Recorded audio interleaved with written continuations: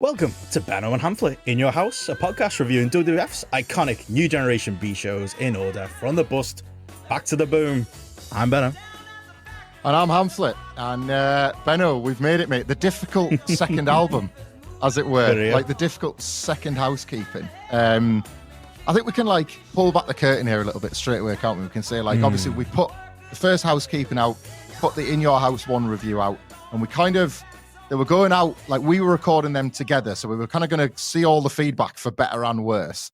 And were you as shocked as I was when we had the dead man running for the hills in the podcast charts? We had him there for a second, didn't we? Just for a second. I think we can get him. In Malta, we can get him. We can definitely get him in Malta based on the numbers that I've seen. But yet the number he's 6 done in Malta. Wrestling podcast we are currently, and there's MMA ones that slip in there as well. So I think officially we're top 5. I think we can say we're a top 5 wrestling podcast. But like I say, in Malta we're a top 1. Me and you running the place over there. Always had a soft spot for it. I was going to say I can't claim any credit for that one.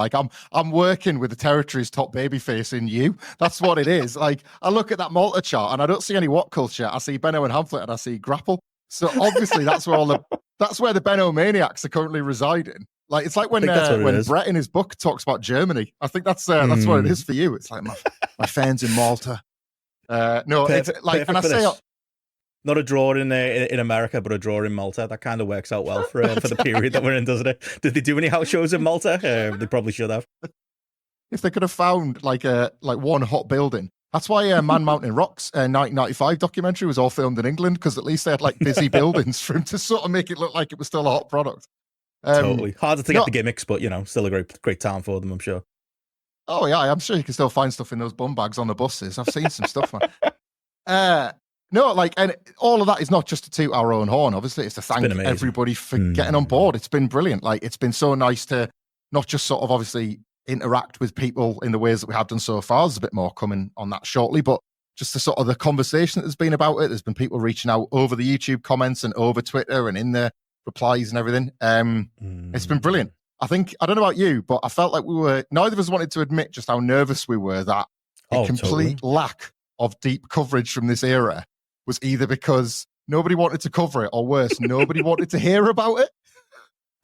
I think it's official. We found our people. The biggest one for me, we've had loads of comments. Kaylee left us a comment on Spotify going, and this was before, because like you say, pulled the curtain back. We'd done housekeeping and we'd done it. We're professional podcasters. We got the first 2 in the can. You don't want to be one of those podcasts that, it's a good trick if you're ever starting a podcast out there, folks. Get them in the can first before you announce and then leave after episode 4. We promise we will be around for the full first season, because we are season pros at such stuff. And Kaylee had left a comment saying exactly what I said in Your House 1. About was it just me, or when you were a kid, did you think that Shinja was the $1 million man, Ted DiBiase? And right away I was like, that's it. I found another me. There's another me out there. We're all there. Brilliant. And it's lovely to think as well that there's going to be probably one thing like that every In Your House as we go through this as well. A lot of people. I think what was so lovely was, as you say, that there is within all wrestling fans at least one singular universal experience. Totally. As we record this, there's always a kickoff on Twitter about something. And one of the most recent kickoffs was Sol Ruka doing a Sasuke special. And some poor kid, I believe the bio said they were 18 or something. I was like, I've never seen that move before. Yeah. And they got quote tweeted into the ground by the worst of us for just being, I've never seen that. But just furious that they haven't watched every single bit of tape. When I watch some of these In Your Houses, I kind of shamelessly enjoy that. Well, that was the first time I saw that, or that was the 1, 2, 3 kid was one of the most eye-opening, eye-popping wrestlers I'd ever seen. And I don't sort of take any shame that when I saw him in the WWF, I hadn't yet seen his GWF classics with Jerry Lynn. I'm not going to sort of... Even now, as anyone really... Pride. They read about it in The Observer, didn't they? Admit it, folks. Come on. You read Dave talk about it. You didn't actually watch it. This is it, right? I watched one because I wanted to see if Lightning Kid was all he was cracked up to be. And the look is great and everything. It's a bit botchy, a bit spotty. But I think it's just because it's so far ahead of its time. I think that's where someone like a Dave, at his tastemaker peak, was always always had his ear to the ground on stuff like that. When even if it wasn't the best of its kind, it was the first of its kind. And I think that's why that sort of stuff sticks out. Yeah, definitely. And obviously, Wade Keller being in Minnesota, he was always big on those guys as well. It wasn't need to give him his due too. That's totally true. It's like this, that Twitter account is like probably, like you say, probably some 16-year-old who is half the age of the matches we're going to be reviewing on the next In Your House. Like, you know, to put that into context, like we were all there. Like, that's a big thing I'm learning because, like, for the feedback we've had, like, I think what we're learning with this podcast as we go is obviously you've both got a huge affinity for like this period. I think for you though, it's more a case of you've watched them back more recently, and you know you're like they are genuinely good, and I'm like, oh, my memory is true. Are they actually as good as my memories are from 1995? But I'm learning things about myself. I'm watching it back going, you know what? I thought I was making fun of the lads in school who were, you know, pissed off after Hogan went and weren't watching WWF or even WCW anymore in my school. And I'm realizing, God, there's a lot of like early 95 or 94 that I've not seen before. So I'm learning as we're going as well. You know, we've all got holes in our game. I think that's fair enough. I've got you now, man. Like we'll get this In Your House project taken care of, and then we'll end up doing like a weekly Raw watch along or something for 1994 that like signed off on.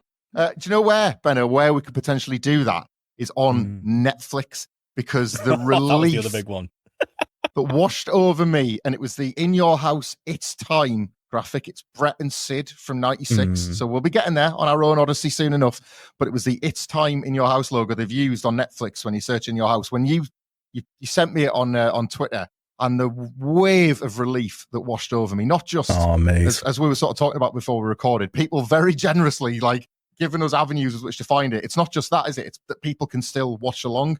When it said select pay-per-view offerings, I'm thinking, oh my God, like there's no chance this stuff sneaks through. Like they're going to be putting through like Over the Limit 2011 or something is going to get in front of In Your House too. But then no, it looks like the entire archive is going to go behind that lovely little In Your House button. And I couldn't be happy. On Netflix, man, that's basically terrestrial at this point. And In Your House is there. Oh, it was one of them though, isn't it? It's like it would be typical me and you to start an In Your House podcast and then the network to go out of business and then nobody to ever be able to actually watch stuff while which like you say is the key point. It's like we'd always find a way. My co-host JP on GRAPPL, he's got ways and means. He's got some dodgy car boots he could virtual versions that he could sort us out with, but like for it to be there like front of house, it was the biggest question we got. We got so many comments from people going, what are you going to do, lads? Or like you say, people trying to help, sending DMs going, here's some links if you do need them when it comes. But yeah, we're not past it yet. Hopefully it does come to fruition in January and they are all actually there, but every indication is good.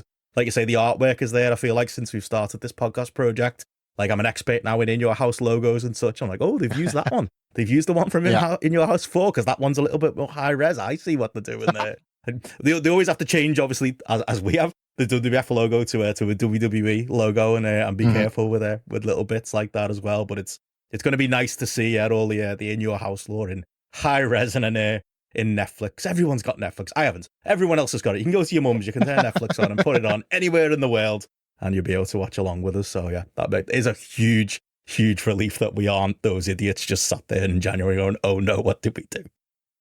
It's such a this is an opportunity for us to catch up on things that have been going on in wrestling over the last couple of weeks as much as anything, so people can just indulge in here. But like, I can't wrap my head around it fully still, that's such a vast archive. It doesn't look good for WCW fans and ECW fans and the people that enjoyed the territory stuff on the network. That's looking dicey. But if you're happy with, at very least, the WWE archive at a minimum, the idea that is on Netflix still kind of blows my mind, truthfully. Like, there are Netflix buttons on people's remote controls, and I hit mine by accident all the fucking time. I've never hit that Netflix button on purpose on the Google TV. If anyone's out there who's got one, first world problem. Every time I sit on that remote, it starts Netflix and it goes through the intro video for Netflix. I'm like, for God's sake! But now it's going to be perfect. It's going to load right up. I'll be ready and set to go for the next In Your House. You know, it works out well. It's like a little In Your House button on my remote. This is it, right? I'm still hoping on January the 1st, when the big changeover happens, for one day, you press that button and then the red text comes up and it goes, "The Fed," just like to sort of celebrate its glorious arrival. I'm working on trying to get that on a t-shirt on our new online shop as well. But they're like, I'll keep pushing that gimmick. But just like Netflix always kind of like dress up the app for whatever the new thing is, don't they? Like they make it feel special when something launches, and like live Raw every week and live pay-per-views and that entire archive, you do sense that like this is going to be the most. We talked about it a lot in our first Housekeeping about like playground nostalgia and when people left wrestling behind and stuff.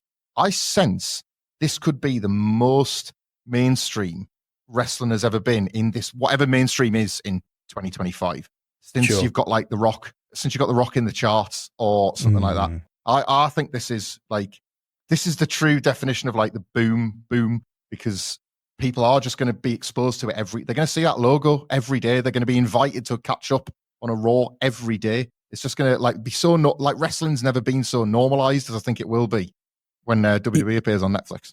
That's the big strength of it, isn't it? It's, you know, it's whether those people stick around, you know, whether they are. Yeah. I've always said it, like the biggest problem wrestling's got though is like, oh, this looks good. How do I keep up with it? Well, 3-hour Raw, 3-hour SmackDown. Oh, you want an alternative? Yeah. Well, there's a 2-hour Dynamite. It's literally your week, isn't it? It's gone. Like I was, you know, time of recording away last weekend on the GRAPPL Christmas Drew. Still haven't caught up with any of the weekend wrestling TV, and I'm someone who says this is like half of my job these days. So it's a job to keep up with it. But it will be front of house. And I think you're absolutely right in that what is mainstream now? I don't think mainstream is necessarily 10 million people watch Raw on Netflix, but it's more 10 million and many more than that have access to it. And it's right there. It's like, you know, it's a darker subject, but never want to shy away from it. The Mr. McMahon, you know, documentary on Netflix, like that was one that I don't know if you were the same. That kind of bled through into just like I'd be in work and somebody would go, oh, what's that documentary about Mr. McMahon? And they'd have, you know, God, what a horrible human being he was. And you'd have that whole conversation and you have to be the informed guy who goes, oh, well, wait until you hear about this, and this. It's even worse than you even imagine watching, you know, that documentary. But I suppose the other side of it is I had a lot of people going, oh, yeah, you know, the parts of that documentary I personally actually found quite boring. The middle parts where they just go over the attitude there and they go over ruthless aggression like it was ever a thing. It was never a fucking thing. Like they spend all that time on that in that documentary series. But loads of people I know were like, oh, I was loving it. I got to see Steve Austin again. And they're bringing back all these memories. It's probably not a great lesson to take from the very serious documentary. But it did show that, like, just the power of that being on their front page on Netflix. It just got their curiosity. And, like I say, up and down the line, I had people in my family, in work, and just people you wouldn't expect having that right in front of them. It was such a smart and insidious bit of television that was, because obviously it was very clear the motivation was always to be, here's the perfect feeding of WWE into launch on Netflix, and then they had to pivot slightly and make him a bit of a kind of evil villain who disappears in order for WWE to move to Netflix. They kind of had to shift the narrative a bit, but I'm with you.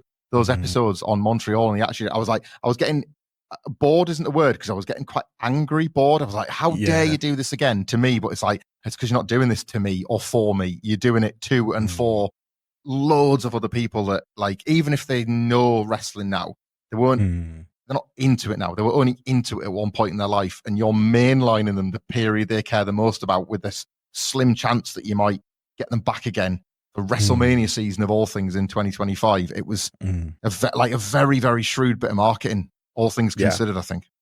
Absolutely, yeah. And like, you know, that was the balance they were obviously trying to strike with that documentary. And like, yeah, people like us who were so into the subject matter and know it all, you know, like I say, will get bored during it. But yeah, there was that knock-on effect, and it did, you know, for good or bad, lead to conversations with people. And I think you're going to find that with WWE on Netflix now. But like, oh, did you know that WWE stuff is on Netflix? I was like, yeah, I do know. I do host several wrestling podcasts a week, Mum. But I'm going to have those come over Christmas. It's going to happen, isn't it? You're going to get that on it. It's always like, when I go to Steph's for New Year's in Belfast, I love, like, her brother was like one of those Laps fans, and he'd pick his brain, and it's like the names he'll be remember. It won't be The Rock or Triple H. It'll be Bull Buchanan or a name like that that'll come out, and all those people who have got that, you know, affinity for wrestling, who do know those names, are all going to be right there, ready for it. So yeah, and I'm, like I say, I'm a little bit more. I don't think I'm as bullish on the overall numbers for like the individual shows, but I think I'm like the brand awareness of it. Like, we're talking 1995 WWF, and they used to like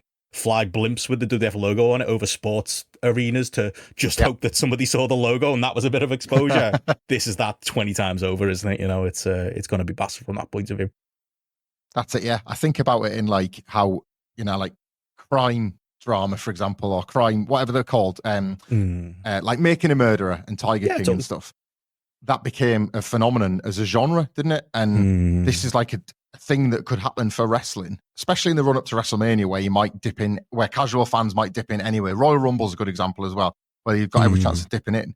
If they get even one hot streak, I'm with you. I don't think the ratings will ever like sort of feed families or anything, but just in the same way they normalized people becoming amateur detectives about historic murder cases, you stand a chance of normalizing quite a niche thing in wrestling and making it as mainstream feeling a hobby. Do you know what I mean? Like a sort of a hobby that actually, I'll stick it on after I've watched the match or whatever. I'll hoy the wrestling on in the background. Could be that, which is just bizarre to think about.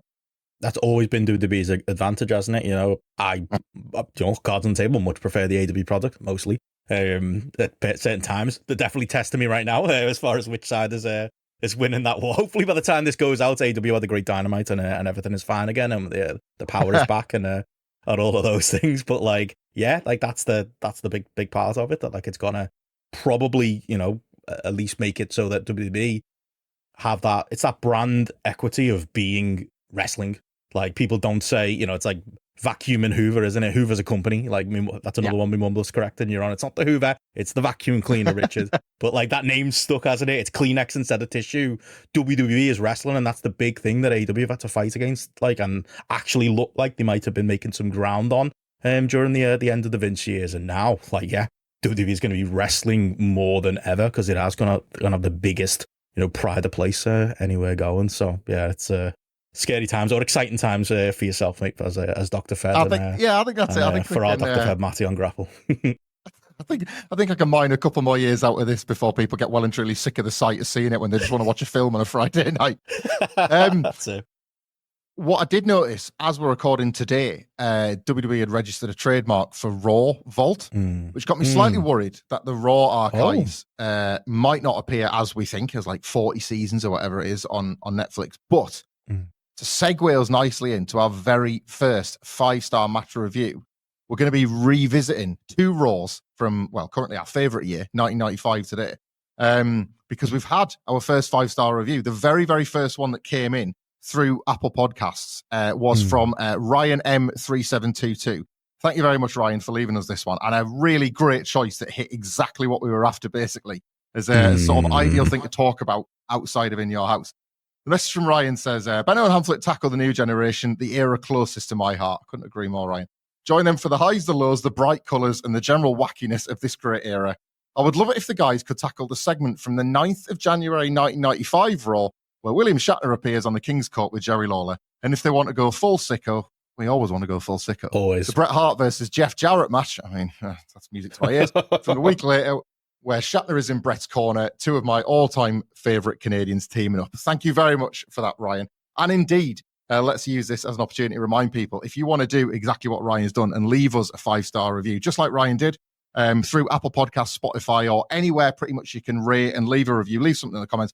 You can say what you like about us, quite frankly, but if you want to leave a request in there, we will indeed cover something on a future edition of Housekeeping. Look, you've listened to a podcast before, you've heard a shameless beg from a podcast before. This is no different. We have rattled the big man's cage, and now that he built his platform to win an election, and that's done and taken care of, I think he's there for the taking. So let's see if we can get the algorithms fooled with a few more of these requests and just any excuse to dive in.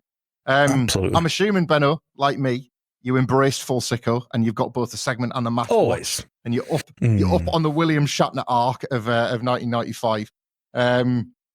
We get for those that want to watch along at home after we've talked about this, it is the January 9th Monday Night Raw, and then the January 16th one, because it was in the period where they were taping I think on Netflix will be season 3, episode 1 and 2 or something like that, probably. I think something like that. Well, it's funny that you mention that, because on commentary, I think it's the first week, Vince mentions that it's the 2nd anniversary of Raw.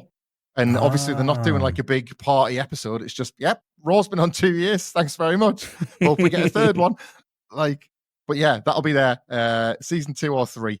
And it is January the 9th, but it is all taped from like the beautiful Houston Summit, the site of the 1989 Royal Rumble. And you can see those lit up seats in the back. Although it's been shrunk a little bit in size, shall we say, to cope with a slightly smaller crowd. But you've got the gorgeous new generation neon entrance facing the hard camera. So you've got that Best. view the entire time, which is stunning look, isn't it, for Raw? And it's Jerry Lawler on the King's Court. Shatner is there because he's promoting a show called TekWar that it sounds a bit like... That was my first note. What's TekWar? What is it, Michael? What is TekWar? Still don't know.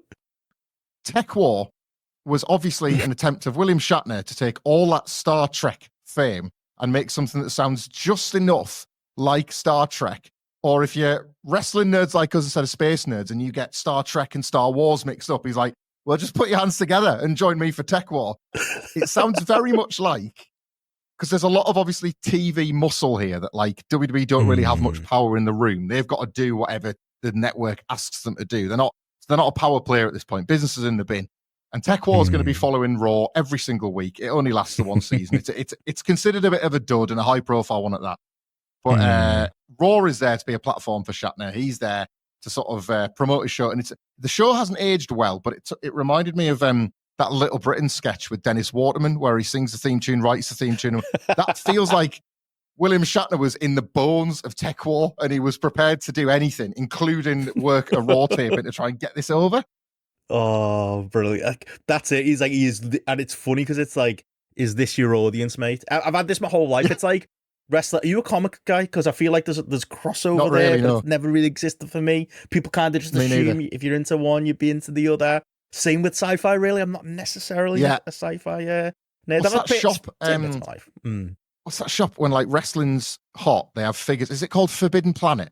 Yeah. And like when wrestling's popular, they'll stick some wrestling figures in there, and it does feel like, whatever your nerdy hobby is, go there. But nothing else in that shop is anything I'm into. I might just go and have a quick look at whatever's wrestling based. And that's it. You're totally right. Like any city centre I'm in, I see a shop like that. I go, this will be the time. And they're like, if you're lucky, there'll be like a Hogan figure or something like that. That's over here for the Americans and Canadians. Like based on my experience in Toronto, every shop is like, there's a specific wrestling section in the corner and they have the old Andre figures and they have like even AEW stuff and new stuff. We don't get that over here, unfortunately. But I've had that same feeling my entire life of disappointment. Like, this shop feels right. This is where the WWF and WCW stuff should be, but it never fucking is. I know exactly what you mean. And I think he's going for that here. He's thinking that crossover's here. Not to jump ahead, including like there's a line, isn't there, in like the promo that he cuts where he says something like, as a babyface line. And you can imagine this written that. Remember when those Raw scripts leaked a few years ago? I can't remember how did they word it, where it was like there was a gap for applause. And he put like, he said something like, these are, what are you saying? These people, these are good people. These are the people that watch TekWar. And it's like he's waiting for this pop, and it kind of comes, but it doesn't really come. That was totally baked into whatever script he had in his head. We're the TekWar people. We're really passionate about the show we've not seen yet. Yeah, that's us. Yeah, you've got the hardest of the hardcore left in terms of wrestling fans. They haven't got time for anything else. Like, if you're still going to a Raw taping in '95, wrestling is your life. It is something like, these people are not idiots, Jerry. They're TekWar fans. And it's like this idea of this distinction. So to sort of reset a little bit, it's the King's Court, and Jerry Lawler's been given quite a difficult job here. He's got to put over TekWar. He's got to put over William Shatner and bury him and the show at the same time. It's like quite a tough tightrope he's got to walk. And he manages to do it by saying, you've done this, you've done all these amazing things in television and film, and now you're doing TekWar, and that's great too. But yeah, nobody in Texas here will probably even have a telly. They'll be too stupid to watch it. He kind of like has to bury the crowd to get any heat whatsoever. Shatner keeps interrupting him. And at first, it's so obnoxious, you think he's just, I can take over the scene. I can shoot. Have you ever watched The American Office where Michael Scott goes to improv and just like wants to have a heist? He just puts a gun in everybody's back. Yeah. It feels like Shatner's trying to do that to Lawler out there in the ring. And what really made me suspicious that this isn't quite as they want it to be, as you say about the scripted lines and the stuff like that. There's a bit where like Lawler says, "What do you mean, like I don't impress you?" And Shatner just like does this like really cheesy like thumbs down gesture. And Vince does this fake cackle. It's like the funniest thing Vince has ever seen. And then they kind of like they stumble over the lines a little bit, and Lawler says, "What do you mean, like I don't impress you?" And then Shatner completely blows some line about, you know what impressed me more than you, Lawler? a piece of chewing gum I had yesterday. Vince is pissing himself at this point, and he's carrying out the building. He's enjoying Shatner's tight five, basically. Like, it's just, it's not good. It's not good, really, this verbal exchange. And then Shatner, they get to the physicality, as you expect. Shatner grabs a hammerlock, which Lawler sells like he's just had his arm ripped out of his socket.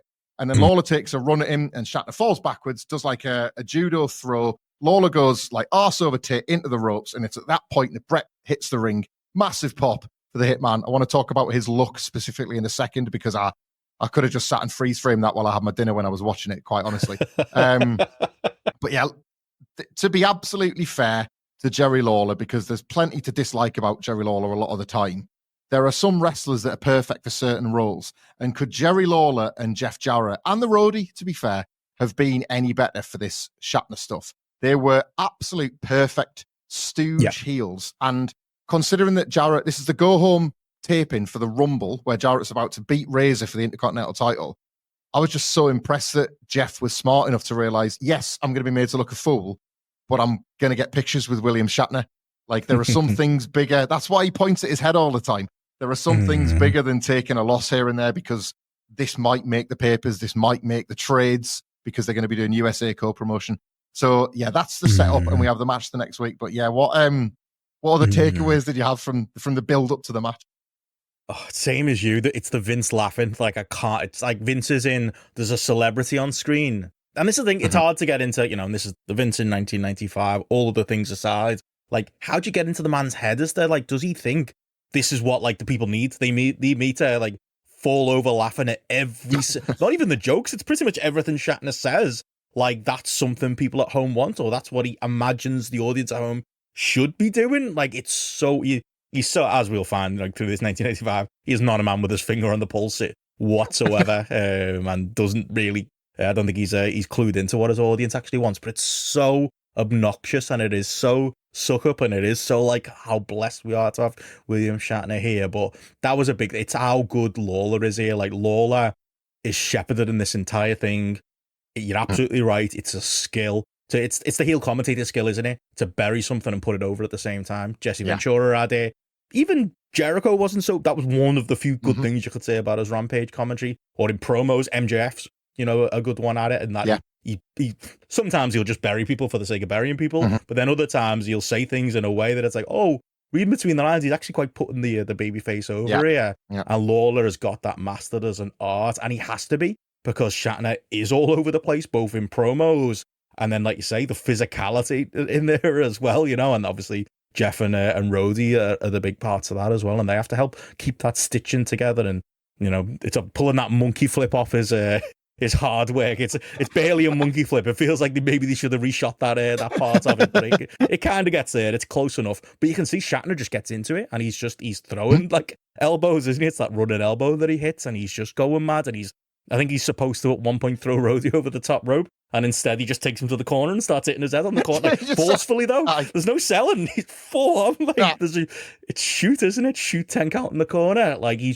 needs corral and he needs container. And if all of the baddies here do a great job of just making sure it doesn't come across at the seams, to the point where Bret just gets to tear it up at the end and just be like, is apparently William Shatner's friend, we're told, Bret the Hitman Hart, like you say, in his full gear. That's just, again, when you're a kid in 1995, I just thought that's how Bret walked down the street. He went to get the paper with a pig singlet on. Like, that makes sense, doesn't it? But he just gets to come out and just be like, cheery babyface who's going to put his hand around his mate, come on, mate, and shield, get rid of the heels and just have an easy night at the office, really. It's really well put together. Well, you say that Bret is William Shatner's friend, but you could have fooled me from the promo that sets up the match on Raw next week, because we go then to January 16th, 1995. This is the go-home Raw before the Royal Rumble. So for context, Bret Hart in 1995 has happened to Bret Hart. I swear at the tick of the clock on January 1st, because he's got this like absolutely gorgeous new pink gear. It's the paint splatter one, but it's like on the pink instead of the black. It's really like vibrant. He honestly feels like he's had this like character upgrade since losing the title to Backlund in 94. He's got a bit of stubble on. He looks absolutely gorgeous. I think part of that is because of Lonesome Dove, and part of it is because he's been trying to sell that he's not had the best Christmas, because he's a little bit pissed off that he couldn't make the Madison Square Garden match. And obviously Diesel's got the title shot and Diesel's beat Bob Backlund. And they tell the story throughout the match that Bret is a bit more aggressive and a bit more rugged. And I think a little bit of that stubble is to illustrate that. You know, he's kind of like, it's a new Bret Hart. It's a more serious Bret Hart. And he's going to have to do that because he's wrestled Diesel before. And he was kind of lucky at the King of the Ring, he was lucky to sort of scrape by Diesel. So he knows he's going to have to do it different this time around. And this is that like first look at Bret. And we have this backstage thing. And the other point they're trying to hit is that Bret could be rusty. The chicken wing he was in at the Survivor Series took him out over the Christmas period. Is he going to have a bit of rust? Bret says there's going to be no rust. Not that you can hear him because Shatner won't let him get a fucking word in. Shatner says, I'll be there to watch Bret's back. And then Shawn Michaels, who is on commentary, who, I mean, let's be honest, just like outstrips the pair of them here, just from the commentary booth. He says, all right, yeah, Billy Big Bollocks, Shatner, you're going to watch Bret's back, but who's going to watch your back? And he's just like, I don't need anyone to watch my back. I'm not Bret. I'm not some loser that needs me. I'm absolutely fine. They're both really stumbly bumbly. Shatner's supposed to get out this line about calling the Road Dogg roadkill, and he just butchers it like that's what I call you, roadkill. It's that I love Bret. I'm a Bretsman till the end, but that man never knew when he'd hit his perfect closing line. He never he'd always say that one line extra. And tonight in the ring, I'm going to take you down and take you out. And then like Todd Pettengill or Vince would be like, yeah. In the ring, one of them, oh, hell, Bret, you had it, man. You had it. Leave it there. And the two of them are sort of mumbling a bit off microphone as we get ready for the match. Which not to cut short here, but like what this was a very, very Bret Hart TV match where the stakes feel low, but he just inserts like the tiniest story into the body of the match to make it make sense. So he's more aggressive. He's shaking off the ring rust. And because of that, Jeff Jarrett is able to counter him without needing the roadie to cheat or without needing the distraction. He counters out of a back suplex attempt, I think, and he reverses it. And the commentary are big on, is Bret rusty? Bret's going to the eyes a bit more. He's like pulling at his face. There's one point where he traps him in the ropes to do a splash. Yeah. It's like, that's not. And then he loses control of the match because he's done quite like an un-Bret thing, because is his head gone a bit since he's lost his belt and since Diesel's kind of taken all of his momentum? Like, what is going on in Bret's head at the moment? But he's still Bret. He's still the best. He wins in a roll-up reversal. You know, it's never, as we see with Bret, it's so rarely with the sharpshooter. The roll-up is clean, but in order to get into the position, he does pull Jeff's tights to get him in, you know, so it's like he'll win clean, but he'll be a little bit dirty on the way there. And there's this idea that like, what's he prepared to do with Diesel at the Royal Rumble this weekend and all that sort of stuff, which does play in. If you remember in that match, he's like ties his laces together to like trap his feet between them. But Bret does take that Diesel challenge seriously in that. So it's all nice character stuff. And then, beats Jeff. The Road Dogg, to be fair, takes an unbelievable bump, just a totally committed splash on nobody. His job is to jump and have Shatner move out the way. And he just eats shit on this. Like, it's a really great. You're just going to throw yourself at that hard WWE canvas. Good luck. And he does it, to be absolutely fair to him. William Shatner beats them all up. He watches Bret's back. Bret lets him do the work. And the babyfaces win. And to send everybody and William Shatner to TekWar happy.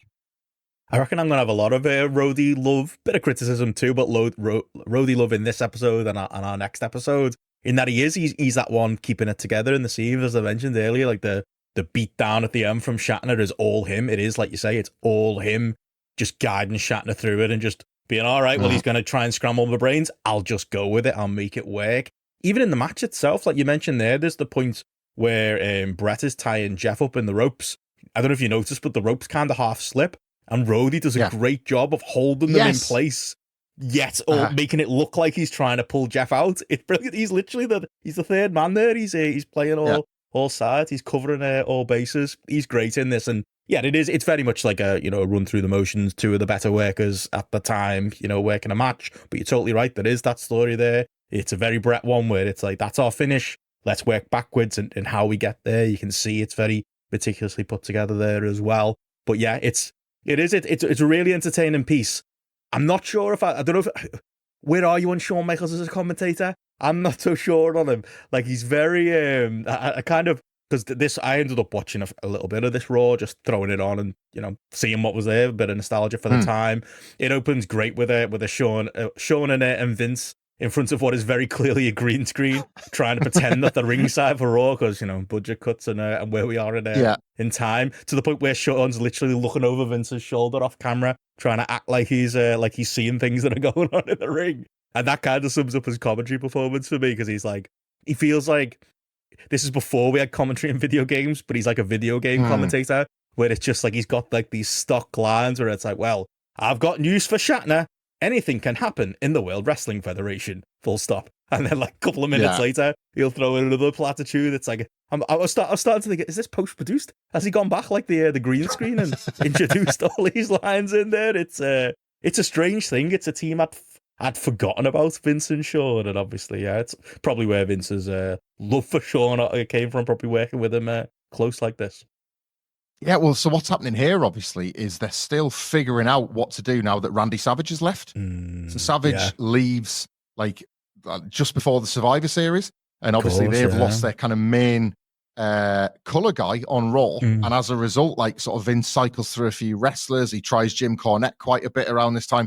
My abiding memory of any sort of, as we've talked about on a prior episode, not having Raw here in the UK, we were relying on clips from the weekend shows. So it'd be Mania or Superstars, where you'd get like increasingly more and more big matches and angles were happening on Raw than anywhere else. So all the other syndicated shows started becoming kind of Raw highlights for us. And my big takeaway from any time that I was ever able to get like a mythical tape off my uncle of like, say, 3 or 4 weeks of WWE TV on a long play was how like, this sounds different because it's Vince and a different commentator every week. And the Raw logo's gone blue. Like, what's going on Raw? Like, it's suddenly starting to look and sound different. Is this is this like another sign of things to come? And again, totally fed-pilled at such a young age. I said this before, shamelessly. It's like, oh, well, Randy Savage has gone to that old folks home at like the tender age of 39 or whatever he is. Younger than me today. Yeah, that's it. Time for fresh blood, I guess. And like, you're right as well, like Shawn. It's an interesting thing for a wrestler, I always find, to be doing that job, because there's simultaneously no better and no worse spot to be when you're next to Vince. Absolutely. Is there? He knows he's going to win the Rumble and he's going to get a WrestleMania main event at a bare minimum. But it's Vince McMahon. What if you do such a bad job as a Raw commentator? In his mind, he goes, he can't be my top guy, and you lose your push. I don't know. The opposite could happen. It won't happen to Shawn Michaels, but like anyone else, it's like, you do too good a job. You're a commentator now, mate. Sorry. Baron Saxton, you want to be a wrestler? Sorry, mate. Gone now. It's like that can happen too, can't it? But probably not to Shawn Michaels in 1995, but you gotta be careful. You gotta tread carefully in that job. It always must speak to my laziness and complete lack of like competitive instinct, because I always remember thinking, that's the dream, isn't it? One week you do supply commentary and you're Taz or whatever, and he's like, do you want to just do this all the time? Yeah, I do. I'll not take bumps and I'll call the action. Like, I'll be on TV more than any one individual wrestler, and I don't need to take a bump for it.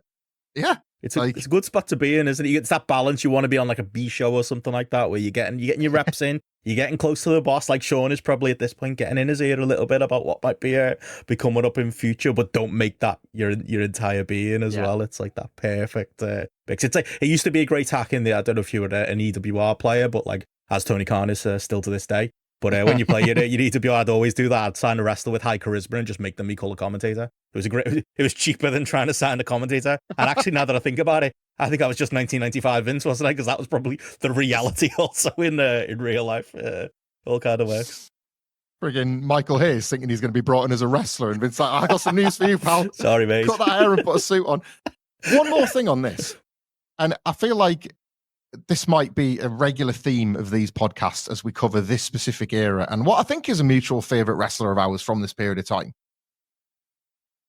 In his shoot interviews, when he makes a lot of excuses and a lot of salient points about business being the worst it had ever been in 1995, was Diesel right about it looking like they were going all the way with him, but Vince making a lot of little decisions that made him think, he's not going all the way with me?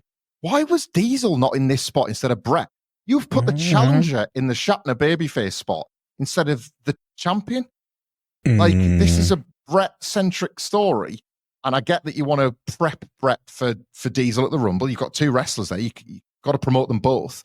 But, like, typically, it's the world champion with the celebrity. It's the, your best foot forward. Absolutely. And is there a little sort of sign of, and like Diesel, Nash talks about this, doesn't he? He sort of says, look at my first big match. It was Bret at the Rumble, and I didn't get a clean win. Look what happens at WrestleMania. Shawn gets himself over as a babyface, and I'm left there to die.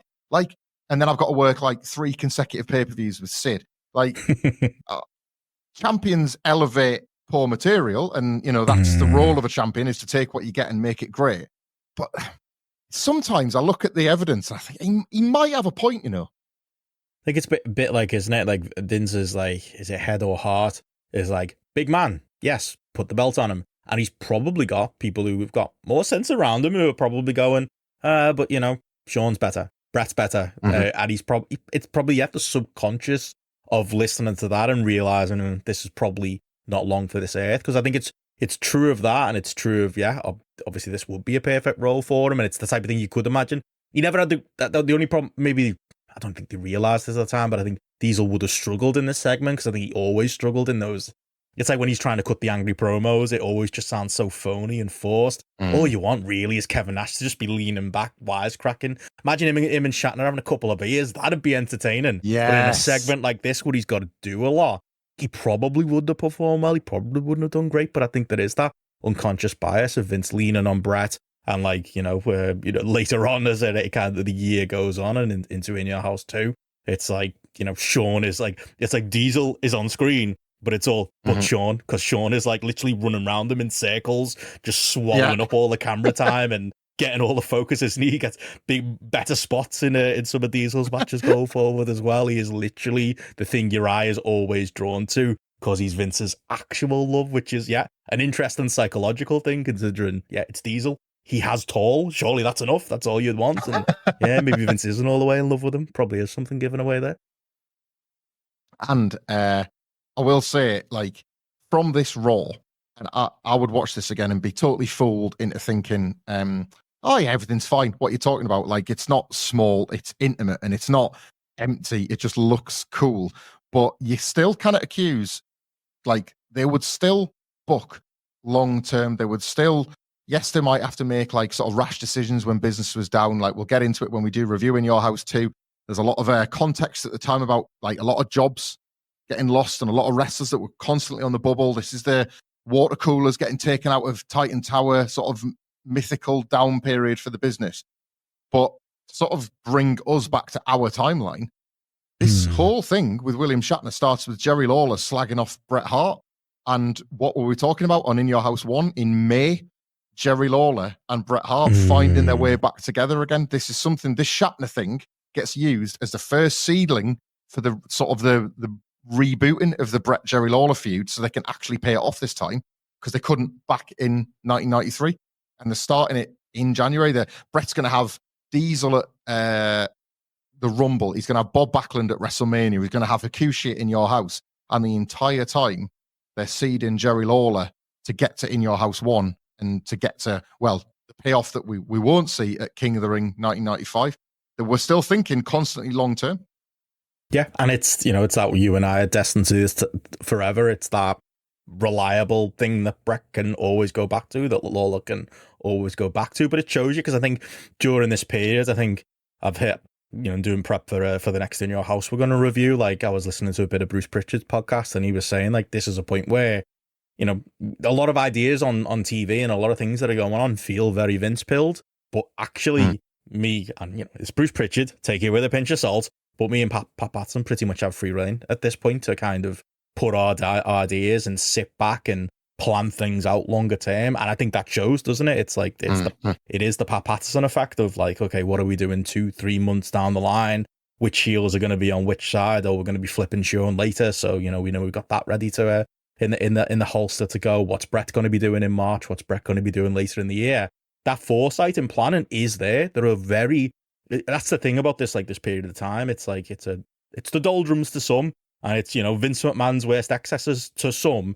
to us as kids, we're absolutely loving it. But there is actually a great brain trust behind Vince when you think of those names and you think of, Pat Patterson, or you think of Jim Cornette even, being around at that point. Jim Ross, I think, was on the outs up and down during this period, contract-wise. But, like, he's, a voice in Vince's ear. The voices in Vince's ear are actually talking good wrestling sense and are dotting those I's and crossing those T's. And there's a lot of that logic is actually there in the television during this period.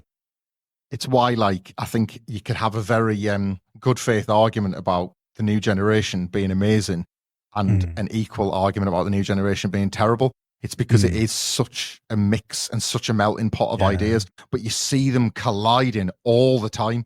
You see that long-term vision with Panic booking, or you see a really well thought out character arc with a bin man. And I don't mean to like neg Duke the Drum Drosi, but there's kind of no better analogy, is there, for like, the wrestlers you used to love and look up to? Well, they work on the bins when they're not wrestling. I'm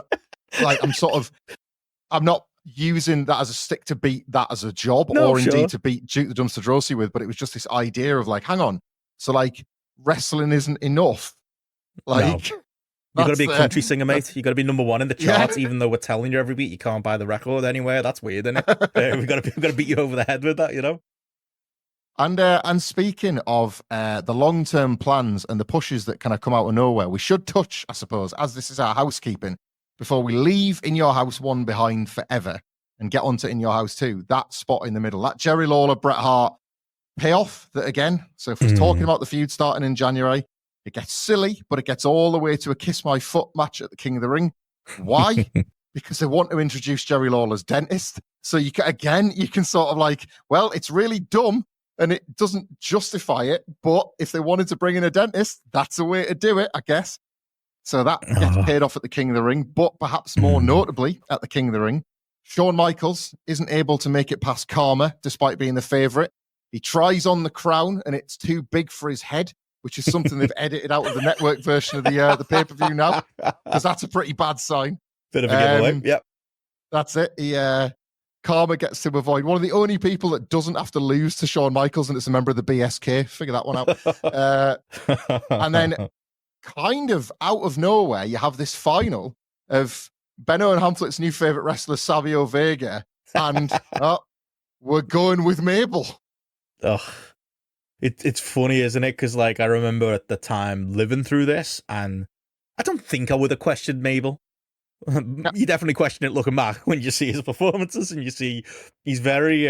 I watched a little bit of this just in prep, and then obviously maybe at some point we could watch it in full. But like, you watch him, and he's got big this. I liked him. He's got no real instincts, has he? He's literally just like he's Shatner's version of wrestler. He's cartoon villain playing to the cheap seats. It's proper indie level, like, heel work through this. It's bloody Savio Vega's tournament. That was my big thing as a kid. It was unbelievable. This underdog, who apparently had learned to wrestle 2 months before, was here, and he was beating everybody, and he was making his way through. He's a great sympathetic figure in like the show long story, really. And yeah, young me was probably hoping for Shawn, but I definitely took Savio Vega on as my second, but never. Maybe that's what it is though as well. Yeah, Mabel beating Savio. He's a better sacrificial lamb, isn't he, than Shawn, at least in Shawn's head, I would have imagined, in the backstage politicking at the time. But he plays a perfect role in that. If you are going to set up a monster in one night, that's what this King of the Ring does well. It's just the choice of monster that's kind of the issue. I think that's it, isn't it? Like, you've spoken a lot when we've sort of got together about how I'll probably watch a lot of these in your houses, like cheerleading for some of them, and you'll go in thinking, oh man, was this just all nostalgia? I can't lie and say I'm watching King of the Ring in 95 as a 10-year-old and being all discerning and being like, what are they doing? Pushing Mabel. But I am thinking, like, all right, he's Yoko was big and he won the belt, so Mabel's big, so he can win the belt. It wasn't really any more complicated than that. True. But Mo doing the proclamation just felt, I remember as a time thinking, God, like, the delivery of this is so poor. This is so boring. Like, I proclaim ye King Mabel. This is so weird. Why you got to be a literal king? Why was that always Vince's fetish? You're a king now. You believe you're a king. Like, you're no longer like this rapper, or I guess that's what Mabel and Mo is supposed to be.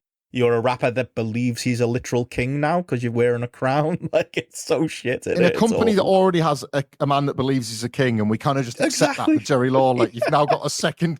You've had Owen Hart, who's still the king of hearts at this point. So you now got 3 kings, like at a minimum. Look, I loved like Mabel. I love the purple and gold color scheme. WhatCulture.com/shop. You know, like I've got no problem with these sort of colors. I thought it was Men on a Mission. It's like, well, they're both pretty fat. Like that'll do for me. Like, I'm not throwing shade when I say that, but Mabel is one of the more fascinating ones. Like, you're the worker of the two of us, Benno. But correct me if I'm wrong here. If you're in there with a guy a Mabel size, and if he can do, as you say, I don't think his instincts are great, but if he can do nothing else, if he just listens to somebody else calling the match, and you're the babyface bumping around, and you're calling it instead of the heel, and you say, right, you splash me now. You flatten me in the corner now, sit on my back now, whatever. Great. But then he would hurt people. So it's like, well, I don't want to call you to do a leg drop if you're going to smash my orbital bone. So the fact that he wasn't like, as long as, if you're that big, I'm assuming as long as you're featherlight with your work, people are probably happy to work with you. Yeah, and that's the thing. It's an easy story to tell, isn't it? Like, you know, like my very short wrestling career, the best match I had, me and Juggernaut, it's available on YouTube. It's terrible. But it was the best thing I did because I just got to bump around for a big man, and it like the story writes itself, doesn't it? Like, you know, like the from watching wrestling, the layout of those types of matches. Oh yeah, there might be a little hope spot here for the babyface, but at the end of the day, the big man's gonna overpower, and you're just kind of working around them. And I imagine for the top tier workers, there's like, you know, you've got your day in the office with Sid, and you've got your day in the office with Diesel, and you probably prefer Diesel because he's a little bit more coordinated and knows where he's going. And you probably prefer Yoko to Mabel because Yoko's that little bit more, you know, agile and a little bit more, you know, it feels a little bit more like he's up for it than Mabel ever does in any of his matches. But in principle, yeah, the organization of it, the story should be easy. The problem is he's going to smash through and he's going to kill you. And if he's knackered, that's going to get worse, as you know, you see here, him being asked to work, you know, multiple matches in one night. It's like the thing that was flashing back there when you said about orbital bones. Is like, you know, remember the angle when Mabel and Yoko take out the Undertaker and he comes back with the daft mask? Is that Survivor Series 95, isn't it? It's later in this, so we'll get there, I imagine, at some point, as a kid, just believing that was real because it was 2 fat guys just sitting on your face. And like, that sounds like the worst thing ever. Like, he must be dead. Undertaker must be actually shoot dead now. He's gone. Like, it's how would anybody survive that? So yeah, there's that element of it too, which is why it works. It's just, yeah, probably a hard day at the office if you're the one on the other end of it.